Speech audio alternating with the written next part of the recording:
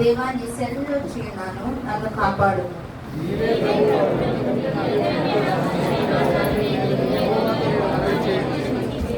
నేను ఇలాగ అనుకున్నాను, భూమి మీద ఉన్న భక్తులే శ్రేష్ఠులు, వారు నాకు కేవలం ఇష్టలు.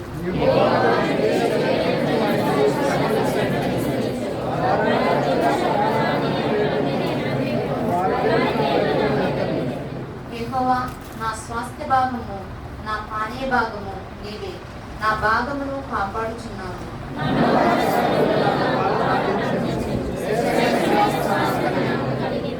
నాకు ఆలోచనకర్తమైన యెహోవాను స్తుతించెదను.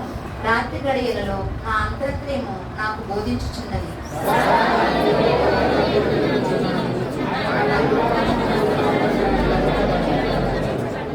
అందువలన నా హృదయం సంతోషించుచున్నది, నా ఆత్మ హర్షించుచున్నది, నా శరీరము కూడా సురక్షితంగా నివసించుచున్నది.